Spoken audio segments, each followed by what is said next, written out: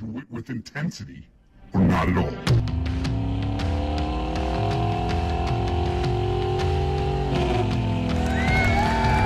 What do you think of that?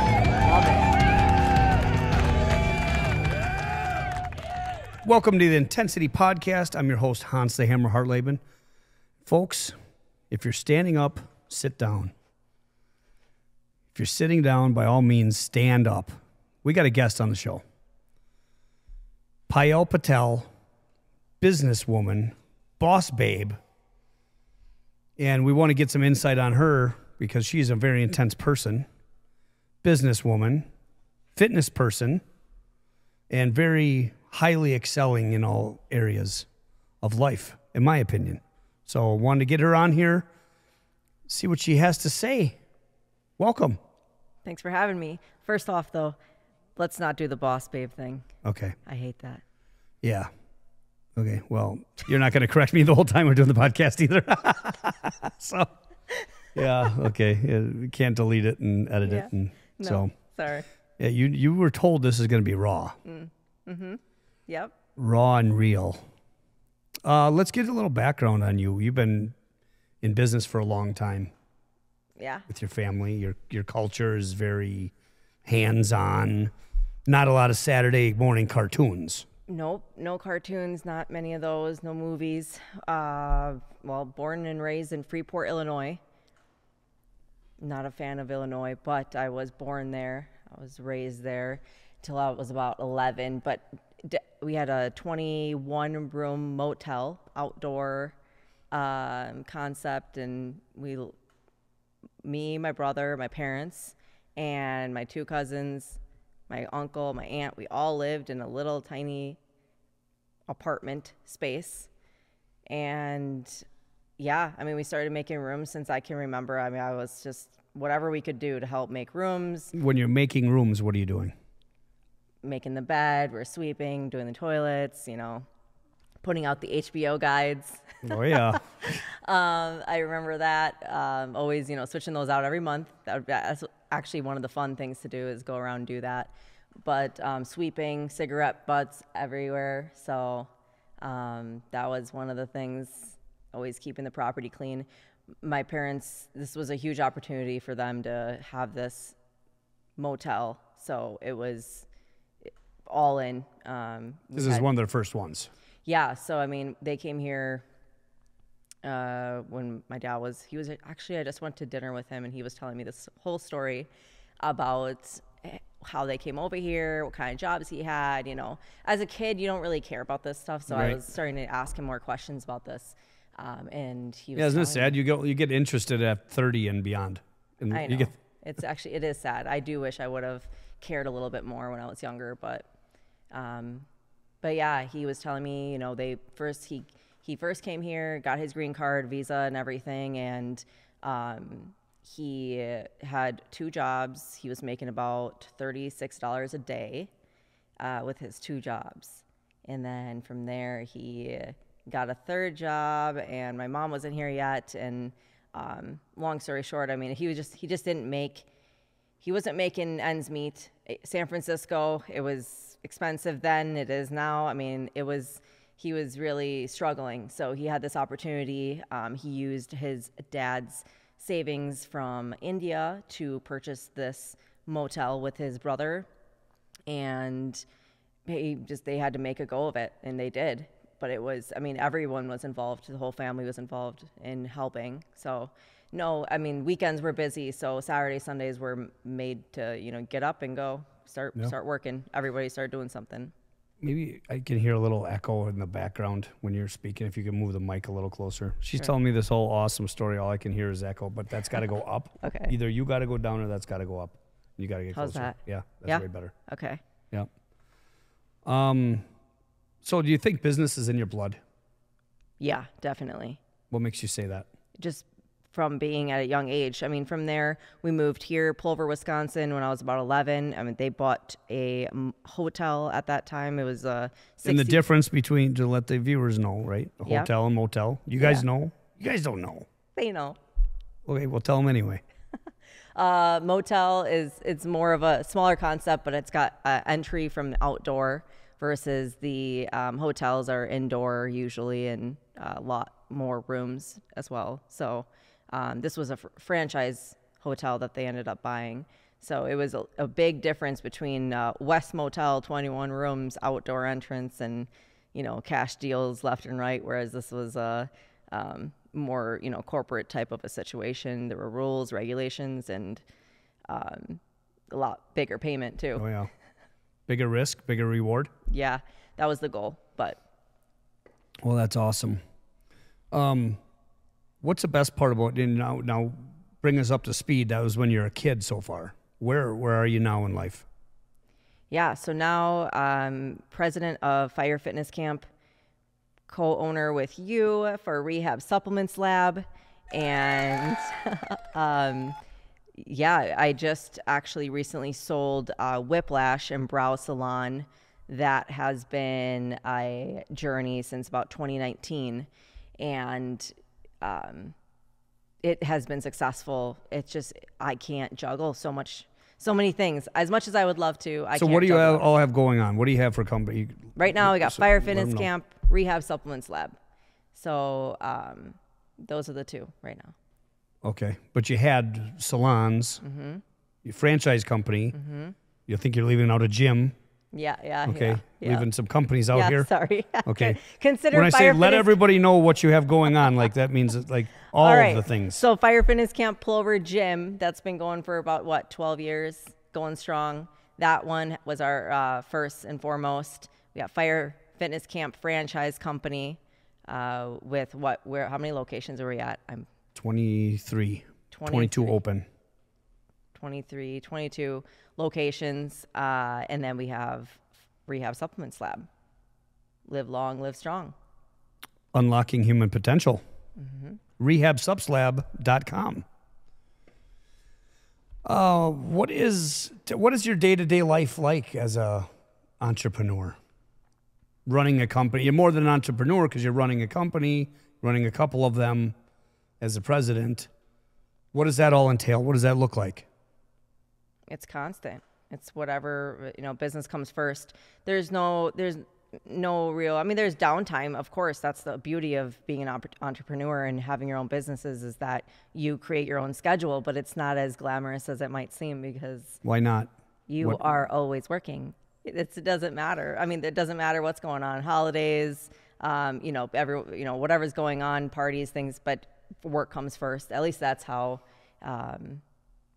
I've always been, and I feel like it's been successful. So I prioritize that number one. What does your downtime look like? My downtime with the dogs, and downtime is probably on my computer trying to do other things like the website and things that are not more day to day. So your downtime is working too. Yeah. Taking cute pictures of the puppies here and there. Yep. And then taking cute pictures of the products, and then taking video of the products, and then so some of the background stuff and editing video and pictures and things like that. That sounds great. With your current position, do you have a lot of stress? Would you say you had a lot of stress, anxiety, pressure? Tell us about that. Because you hear people, stress is a big, buzzword. Anxiety is even bigger. And I definitely believe they're real. I mean, I understand that anxiety is real. I've seen it firsthand with people. I actually, to be honest with you, never really believed. I believed that was an excuse everyone would use. Like, oh, I'm anxious. I have anxiety because I'm stressing out about this test that I need to take, or I need to do this. I have this deadline. I think everyone's feeling a certain way about a deadline. No one's feeling great about having a deadline or having a test coming up or whatever. So, as far as me personally, I don't really stop to think about if I'm stressed out about this or if I have anxiety about it. Maybe it's not the most healthiest way, but I just trudge forward, and it's my mentality is like, get this done. And then on to the next thing. I guess I don't necessarily consider it. Are you ever stressed out? Probably. I mean, there's you probably. Just don't know. there's probably 2 to 3 times a year I do have a breakdown where anything basically just makes me want to I cry, and then I'm over it for like another 3 or 4 months, and then I do that again. So for me, it's more of a buildup, which is probably not the healthiest, but that's how I deal with it. I don't deal with it on a day-to-day, but as far as... Well, and the professionals and the experts that tell you how healthy something's supposed to be, it seems like I don't want to take advice from those people. Do you know what I mean? Yeah. They don't have what's going on in your life, or, the so-called experts are never living it. Yeah, true. Yeah, I mean, if I just broke down or was stressed out every 5 seconds, I don't think we would be getting ahead very much. It would just... Do people use anxiety for an excuse? Have you seen that? Yeah, I think there is true anxiety, and then there's the 95% that actually use it as an excuse. I feel like there is... So 5% of people that talk about anxiety actually are affected by it. That's my take. I'm asking. Yeah, based on everybody that uses the word, it's so commonly used now. I feel like it's diminishing what it's actually for the people that actually have that. That's diminishing it for them. What if everybody has it? I mean, what if it's...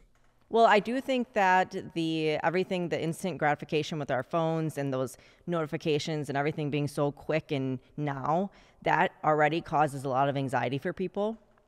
So yes, I do think that now versus, I know some people say, oh, well, anxiety was never a word in my day, but the way the world is today versus when it was then is also different.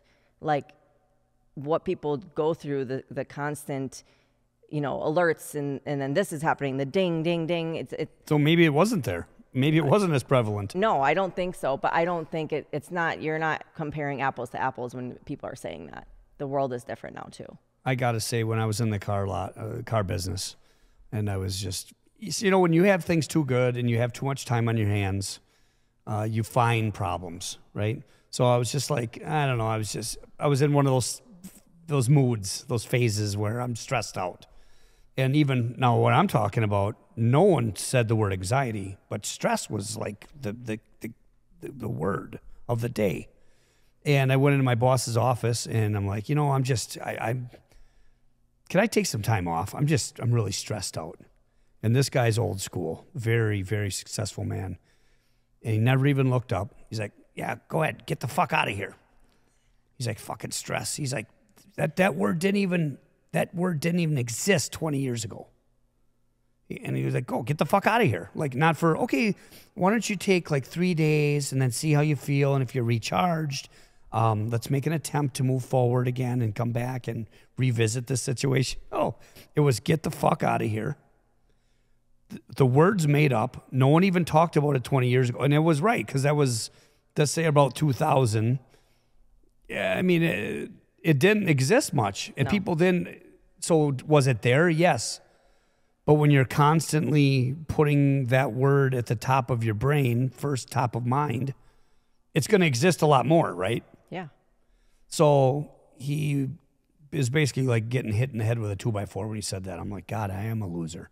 Did you end up leaving? No, I was scared to death to leave. Are you kidding me? Then I go, yeah, you're right. I think I'm just going to stick around. He didn't care. He's just shuffling papers around. He never even looked up, and his face got really red. And that's how you always knew. His ears got red, and then you knew he was pissed off. And that was enough for me, because he was a really straight shooter. But I think it's important for people to know the difference between stress and pressure. I mean, we're all under a lot of pressure. Not everybody, I guess. But there is a difference between stress and pressure. Mm-hmm. And it was described to me this way. So if there is a mother, okay, she has a bow and arrow. Now picture this, guys. A mother has a bow and arrow. Her son is about 25 yards away from her, on his knees, with his hands tied behind his back, and an apple sitting on top of his head. Behind her, there's a gunman with a loaded pistol pointing the gun at her head, making her shoot the arrow at the apple that is on top of her son's head. So she is feeling pressure because she has somewhat control in the situation.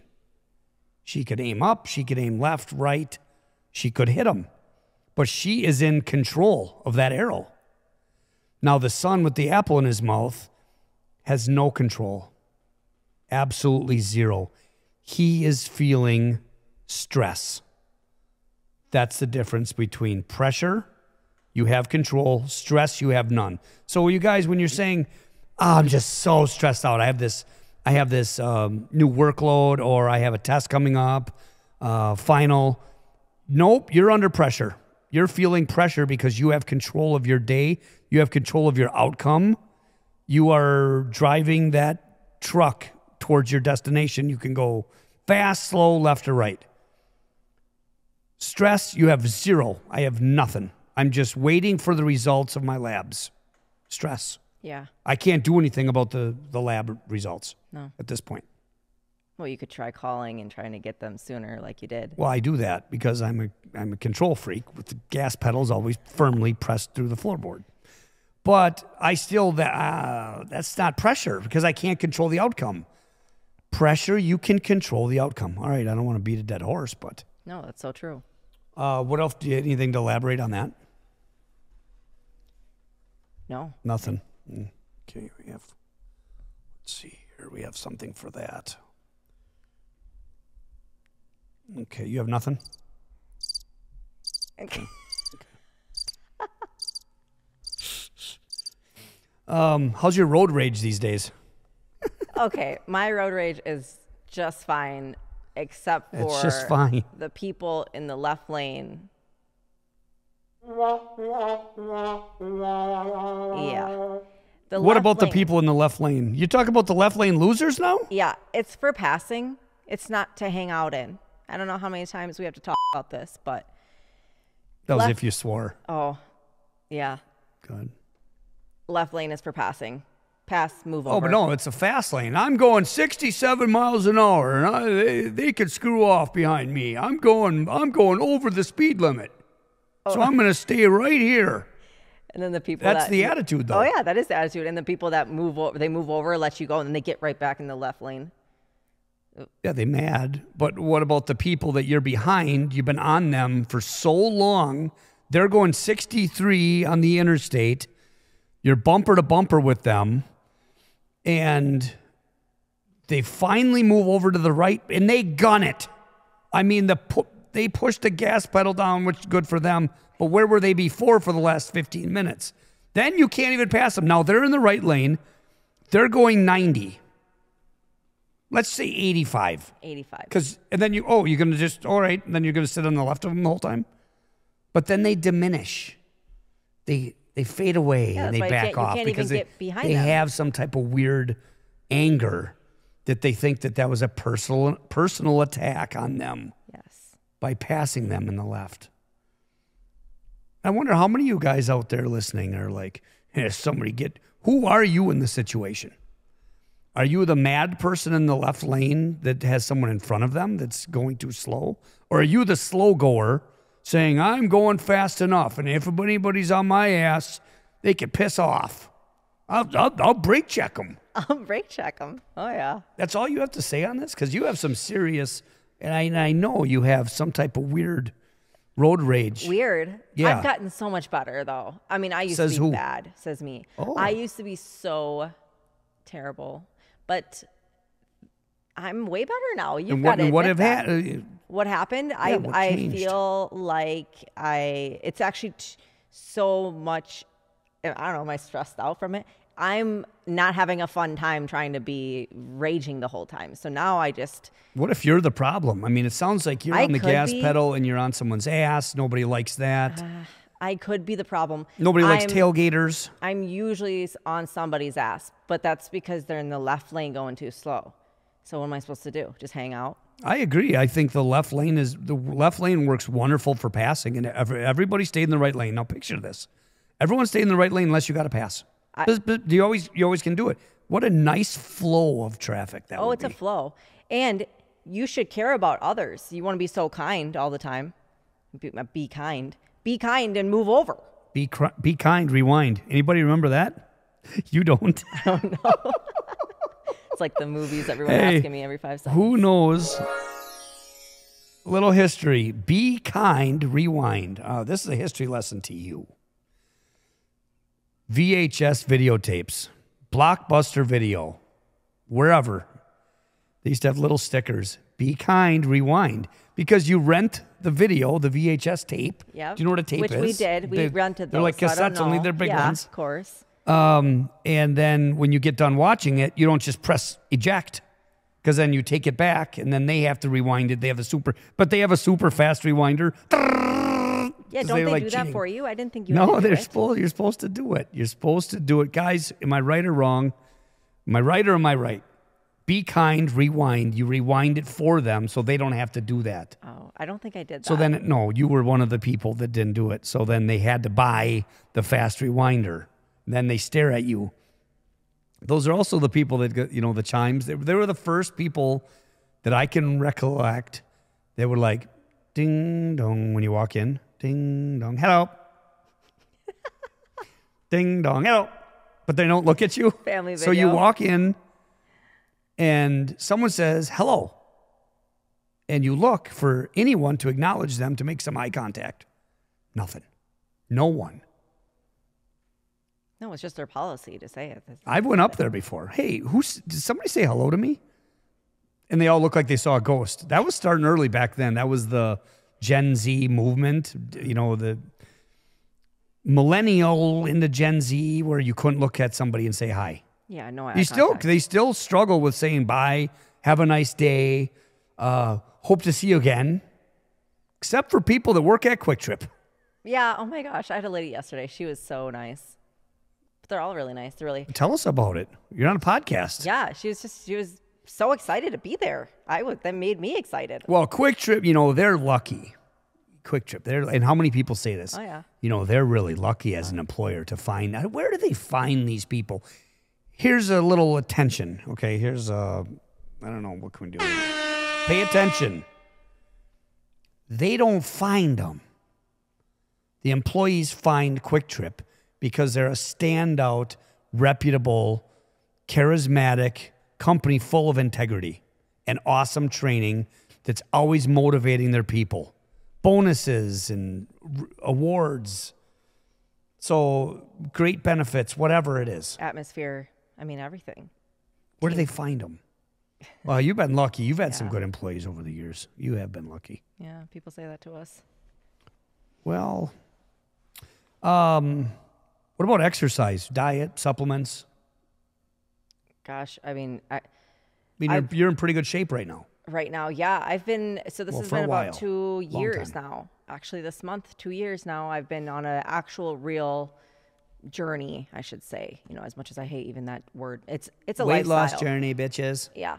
It's not a journey. It's a lifestyle change I committed to 2 years ago. And it started with our 8-week carb cycling program at Fire Fitness Camp, which is phenomenal. It works amazing. I'm not an advocate for these 30-day, that 8-week this, 6-week this, but this is a great jump start into actually making a bigger change and a longer term change. So, ever since then, keeping the protein high. I mean, of course, What is high? How many milligrams? How many grams? I usually take in at about 1.5 grams per pound of body weight, current body weight. Folks, she takes so many protein shakes. I can't even tell you. I can't begin. Every time I look at her, she is drinking a protein shake, and that's the honest to God truth. We do work together, and I tell them how many protein shakes you're taking. Just go out and tell them. Okay, so I at least take about 6 shakes a day. Guys, can you believe? Just listen to that. Most of you guys cannot figure out time to take one, to mix it up and do the whole program. Okay, can you imagine 6? And I don't take it for taste. I don't think about it. I know, people are asking me now, that I am getting in better shape, and people are like, oh, well, what are you doing? What are you doing? What do you do? I'm at the point where I don't even want to say what I'm doing because you're not going to do it. I've regurgitated what I do, And the amount of people that are taking that and grabbing it and doing it is very low. If you're not committed, you've got to start with a commitment to yourself that you want to change and you want to do something about it, but actually doing something about it, not just falling off every 5 seconds as soon as you see a donut. I mean, you've got to stay true to that discipline and that dedication. You got to want your goals more than you want to eat. Yes. Or, I mean, you do. Taking the protein shakes is work. It is. But I know I keep with it, and it's every single day. It doesn't matter if it's Saturday or Sunday or Friday. Well, that's the thing is I hear people using not excuses, holidays or events, the birthdays, baptisms, anything. If you're using events to fall off, we had our anniversary. That's a big one. It was our anniversary. It was our 20th anniversary. So obviously I didn't do the diet. I didn't do the challenge. I really fell off. There was cupcakes everywhere. So like, okay, that's your anniversary. So what about Monday Night Football? What about when the Packers are in the playoffs? Right. And there's always something is the point. Always something you can find a reason to fall off. Yep. You can. And not to say that, I wouldn't say I fall off. I don't consider it like that. Everything's in moderation. Yeah. Okay. You go do that. Then the next day you get back on track. Like you always say, keep an arm's distance from the tracks, jump back on. That's always been, ever since you said that, like that really stuck with me with the 8-week cycle, or the 4-cycle solution, just get back on track. So it's not about. Which is plug Sean Hadsall. Yeah. For that. Yeah. Amazing program that he has put forward that we've been using. We communicated with him, asked for permission, and it's spot on. I mean, you've approved some of the supplements in there to make things a little easier. Yeah, my go-to. I mean, supplement-wise, I take a variety of vitamins and minerals every single day, but definitely my go-to supplements, the Carb Blocker and the Daily Digest with Rehab Supplements Lab. Those two are a game changer when it comes to your insulin sensitivity and your gut health. I mean, the amount of people that are just constantly inflamed from the foods that they're eating, the processed foods and the junk that people are putting in their bodies, it causes inflammation and it starts in your gut. So if your gut is inflamed, it can cause dysbiosis. It can cause a lot of issues stemming just from the gut and going all throughout your body. Well, your gut's like the control center. Yeah, exactly. Yes. So, and so many people don't focus on it because it's not pretty to focus on. No one wants to talk about it. Yeah. You ever see the toilet? Yeah. When you get done? Our daily greens, I mean, we put it in capsule form for that reason. So many people, we've always done Opti greens with First Form, which is phenomenal also. But the thing is, people don't drink it. They buy it and then they don't take it. So what's the purpose there? Well, it does taste bad when you have it like that. But how many shakes are you going to have a day of all these different, you know what I mean? That's the other thing. Capsules, you can get it done real quick. Yeah. Grab 3. It's whatever works for you. Yeah. That's the bottom line, right? Yeah, for sure. Find something that works for you. Yeah. But you can't, but I also hear, people mixing their greens or mixing something that doesn't taste good or something that's good for them with orange juice, apple juice, or, something with sugar in it. Natural sugar is still sugar. It's still going to spike your insulin. You're still going to have that spike. So, I mean, as much as we can stay away from that sugar as possible, that's the key. But yeah, I mean, don't you love it when like somebody asks you, so what are you doing? And it's actually just it's a ploy for them to tell you about what they're doing. Okay, so like you go through it. Well, here's what I do, and they're not even listening. They're just waiting for the second for you to get done, so they can tell you what they're doing. And they go, okay, so like what I'm doing is I'm on keto, and like and they go through and you're like, well, as long as it's working, yeah. But they look like they saw a deer, like they're a deer in the headlights. Well, yeah, because it's not working. It's not working. So but I'm not going to argue with you. They wanted to tell you though what they're doing. I can't believe how many people in society are so quick to give you advice on what they're doing when it's not successful for them even. So that's what I mean. I mean, that's what I mean when people are saying, what are you doing? What are you doing? I'm at the point where I really don't want to get into it too much. And unless somebody is super serious about it, I will tell you everything. I'll give you all the advice and support I can give you. But when somebody is just asking to do that, or to like just not take any of the advice and just, still do what they're doing. But I mean, you're going to have some of that. You're going to have, I mean, not everybody's going to grab it and run with it. You got to, you're as an educator, you're not going to get them all. No, but I pour a lot into it, and that's where I get frustrated, because it's almost because I want it more than them. That's what it is. Yeah, well, that is a lot of the training too we do. I know that I want them to succeed more than they want themselves to succeed. Yeah. That's a problem. That is a problem. And why don't they want to succeed more? Just not a priority to them at that point. Like we did, we had at our franchise conference, looking at some studies, and I found that 68% of Americans are apt to make a healthy behavioral lifestyle change due to a health scare. So they didn't do shit, okay? And then until they got scared, until somebody said, hey, here's your labs, here's what we're looking at, this is the scenario, and it scared the hell out of them, and they made the change. Your cholesterol, your borderline diabetic, that's a health scare. That's a big one. You'll have to change your lifestyle. Here's what you're going to have to do. And they didn't do anything until they were faced with that scare. 68%. That's crazy. But my question on that is, how long do they continue doing something about that scare? I would say until they're in the clear. I think I'm just saying what most people, and then they get their chart back and they're good. They're the first one to, let's party it up. Give me the donuts. Right. Let's celebrate. Yeah.